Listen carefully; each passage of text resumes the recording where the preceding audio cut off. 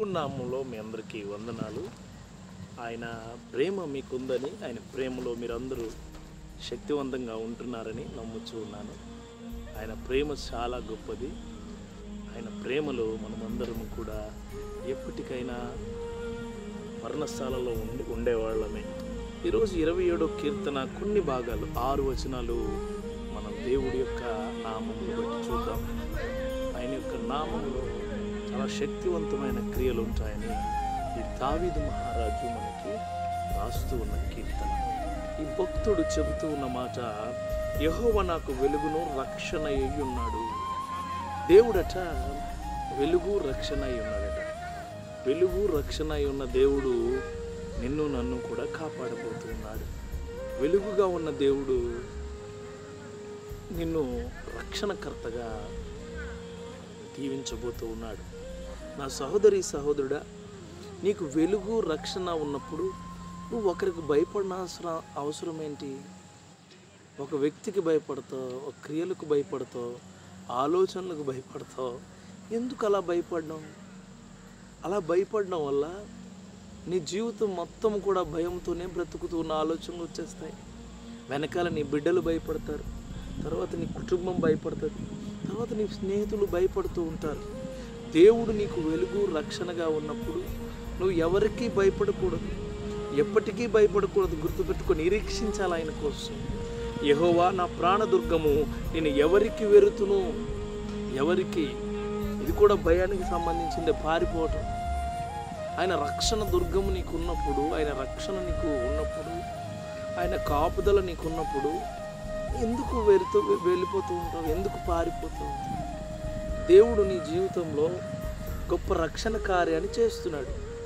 గొప్ప క్రియలు అంటే నువ్వు అనుకోవచ్చు, నీ వెనకాల మనుషులు ఉంటేనే నీకు రక్షణ ఉంటుందేమో, మనుషులు ఉంటేనే నీకు చాలా మంచి కార్యాలు ఉంటాయేమో, మనుషులు ఉంటేనే మంచి ఆలోచనలు ఉంటాయేమని నువ్వు అనుకోవచ్చు. నీకు బలం ఉంటుంది, మనుషులు ఉంటే బలం ఉండదండి. మనుషులు ఉంటే బలీయమైన క్రియలు నీకు రావు. మనుషులు ఉంటే బలమైన క్రియలు నువ్వు చేసుకోలేవు. గుర్తుపెట్టుకో, నా ప్రాణదుర్గము, నేను ఎవరికి వెరుతును? ఎందుకు భయపడిపోతావు? నీ ప్రాణం దేవుడి దగ్గర ఉంది. నీ ప్రాణం ఆయన ఆధీనంలో ఉంది. నీ ప్రాణం ఆయన దగ్గర ఉంది. Why you are fearing? ఎందుకు భయపడిపోతావు? ఎందుకు నీకు ఆ యొక్క భయము, పిరికితనం? దావీదు చెబుతున్నాడు, అది నేను నిరీక్షణతో ఉన్నాను ఆయనతో. తర్వాత నా రక్త మాంసము తినుటకే దుష్టులు నా మీదకు వచ్చినప్పుడు, నన్ను బాధించే శత్రువులు నా మీదకు వచ్చినప్పుడు వారు తొట్టిల్లి కూలివి. నీ దగ్గరికి నీ శత్రువులు వస్తున్నప్పుడు నిన్ను, అంటే రక్త మాంసాలు తినేయడం అంటే చిన్న విషయం కాదండి. అంటే ఇంకా క్రూరులు అనమాట. అట్లాంటి క్రూరులు నీ మీదకు దండెత్తి నిన్ను ఏదో ఒకటి చేసేద్దామని వచ్చినా వాళ్ళు నీ దగ్గరికి వచ్చేటప్పటికి త్రొట్టిల్లి కూలిపోతారట. త్రొట్టిల్లి అంటే పడిపోతారు కింద, లేవలేరండి. త్రొట్టిల్లి కూలుతారు. ఎర్ర సముద్రంలో 2 పాయలుగా చేసిన దేవుడు దేవుడికి అనుకూలమైన ప్రజలను బాగానే పంపించాడు. దేవుడికి అనుకూలమైన ప్రజలకు ఉన్న శత్రువుల్ని ముంచు పాడేశాడు అయ్యా. నీ జీవితంలో ఈ రోజున నువ్వు అనుకున్న కార్యాలు ఎట్లా ఉన్నాయో చూసుకో.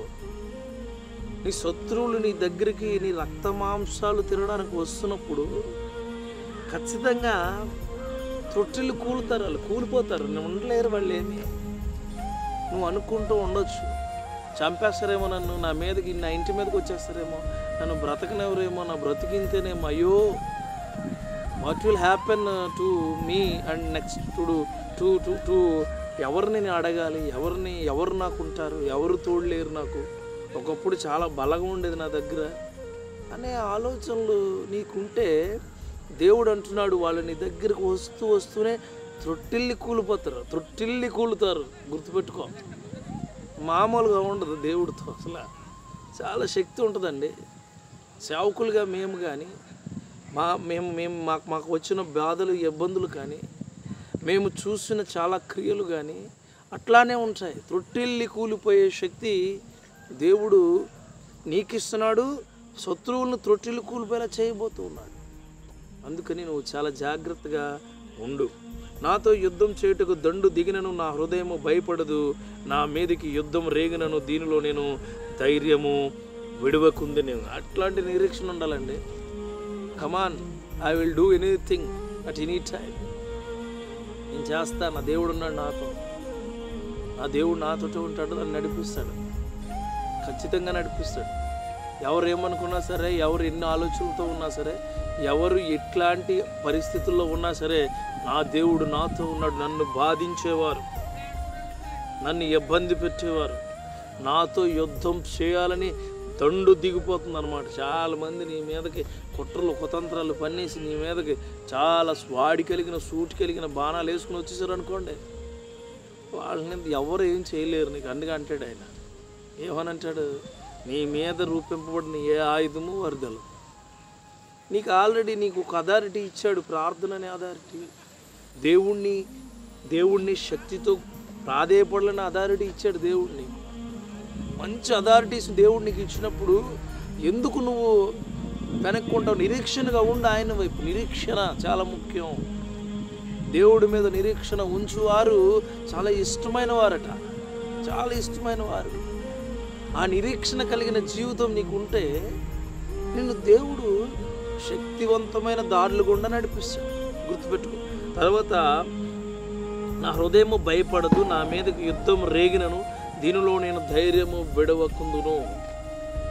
దావీదు హృదయం భయపడలేదట ఎవరికి. ఈ రోజున ఎగ్జామ్స్ అంటే భయం, కాలేజ్ అంటే భయం, టీచర్ అంటే భయం, భర్త అంటే భార్యకు భయం, భార్య అంటే భర్తకు భయం, తల్లిదండ్రులు అంటే బయట ఉన్న వాళ్ళకు భయం, బయట ఉన్న వాళ్ళంటే తల్లిదండ్రులకు భయం. ఎందుకు ఈ భయాలు? నీ మీద ఎంతమంది ఏ విధంగా ఎన్ని చేసినా నువ్వు వెరవకు, భయపడకు. దేవుడు నీకు తోడుగా ఉన్నాడు. దేవుడే నిన్ను రక్షించి నడిపించబోతూ ఉన్నాడు. ఆయన కార్యాలు, ఆయన క్రియలు దేవుడు శక్తివంతంగా చేయబోతూ ఉన్నాడు.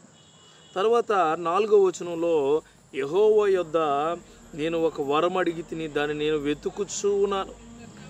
యెహోవా ప్రసన్నతను చూచుటకును ఆయన ఆలయంలో ధ్యానించుటకును నా జీవితకాలం అంతయు నేను యెహోవా మందిరములో నివసించగోరుచు ఉన్నాను. దేవుడి దగ్గర ఒక వరం అడిగాడట ఆయన.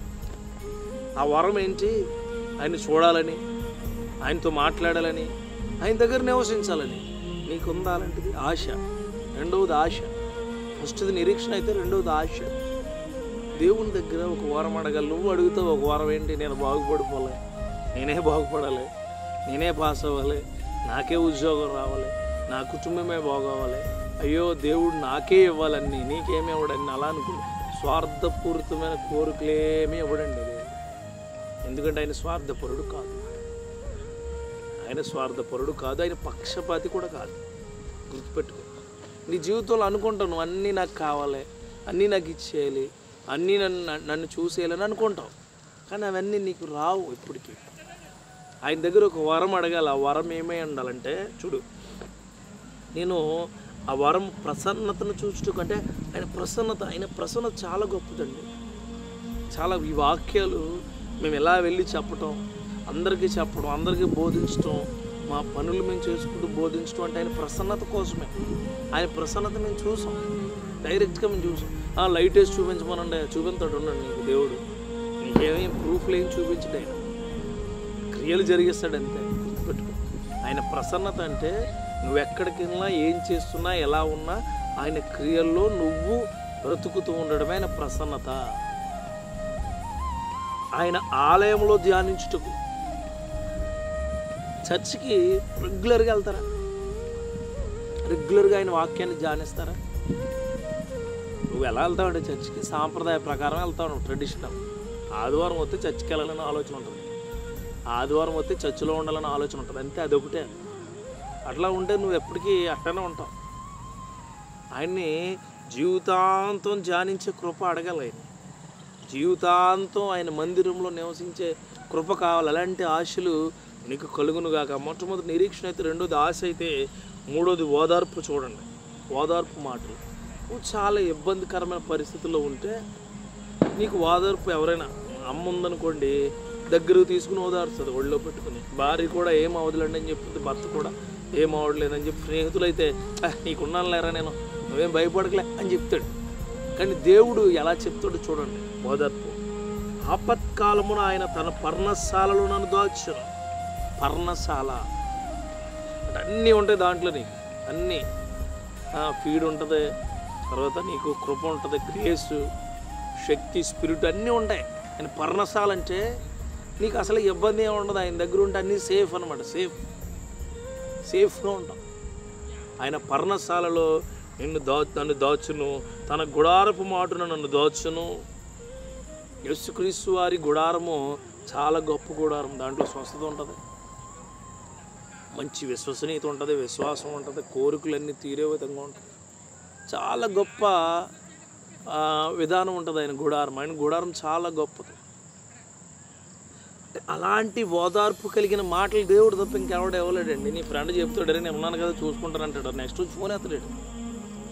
చుట్టాలు చెప్తారు, మేము ఉన్నాం కదా ధైర్యంగా ఉండండి. ఏం ధైర్యం? తలుపేసినట్టునే మళ్ళీ కనపడరు, మళ్ళీ కనిపించరు. అలాగే నీకు బాగా నువ్వు నమ్ముకున్న వ్యక్తులు ఉంటారు, నువ్వు నమ్ముకున్న మనుషులు ఉంటారు, వాళ్ళు కూడా నీకు కనిపించరు అసలు మనకి ఇబ్బంది వచ్చినప్పుడు. కానీ దేవుడట తన పర్ణశాలలో నిన్ను దాస్తాడు.